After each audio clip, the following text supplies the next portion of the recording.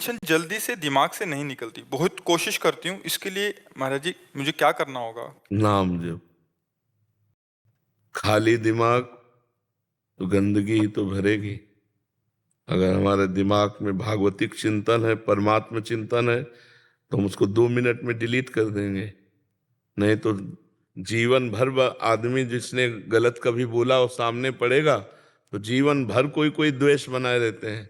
विवेक तो वही कि एक क्षण में द्वेष को नष्ट कर दो और आनंद पूर्वक भगवत चिंतन में लगो। अगर भगवत चिंतन नहीं तो दूसरा कोई उपाय नहीं, आप ये पक्की बात समझ लो। अध्यात्म के बिना आप इन निगेटिव भावों को रौंद नहीं सकते। आप इनको रौंदने के लिए जब नाम जप करोगे तभी। कितना भी कोई भी भारी से भारी विपत्ति, भारी से भारी समस्या, भारी से भारी निगेटिव चिंतन हम नष्ट कर सकते हैं भगवान के चिंतन के द्वारा।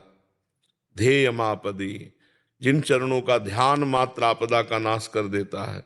हरि स्मृति सर्व विपद विमोक्षणम, भगवान का स्मरण समस्त विपत्तियों का नाश कर देता है। और जब नाम जप करते हैं तो विवेक जागृत होता है। विवेक 1 मिनट में हटा देता है। नहीं तो उसी का चिंतन, इसने क्यों कहा, कैसे कहा, अरे फिर दूसरा, फिर तीसरा, वो इतना चिंतन करते करते फिर वो डिप्रेशन में पहुंच जाता है।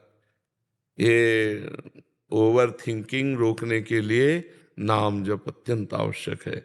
इस लोक और परलोक में आनंदित रहने के लिए, दिमाग शांत और शीतल रखने के लिए हमें भगवान का चिंतन चाहे वो राम जपो, कृष्ण जपो, हरि जपो, जो नाम जपो, बिना नाम जप किए तब लग कुशल न जीव कहूँ, सपने हूँ मन विश्राम, जब लग भजत न राम कहूँ, शोक धाम तज काम।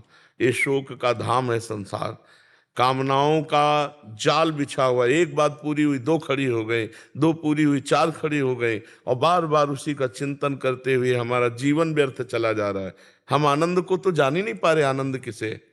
हम समझ रहे हैं कामनाओं की पूर्ति से आनंद है, और कामनाओं की पूर्ति से तो और चिंता शोक बढ़ता चला जा रहा है। तो आनंद का मार्ग अध्यात्म है। हम नाम जप करते हुए सब काम करें।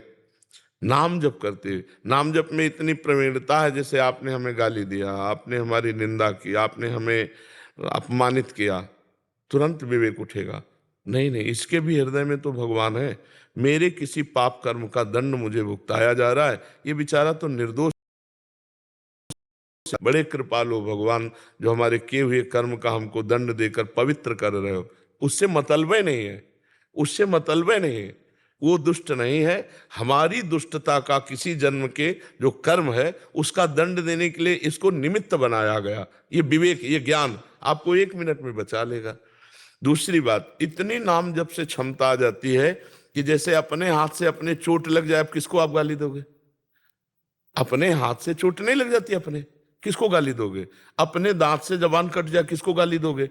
ऐसे ही सब में आत्मस्वरूप भगवान का दर्शन कर रहा है, तो दुनिया के द्वारा किए हुए प्रहार को ऐसे ही समझ रहा है जैसे अपने हाथ से अपने को दंड में। वो किसी को दोषी नहीं समझता। सब में भगवत भाव।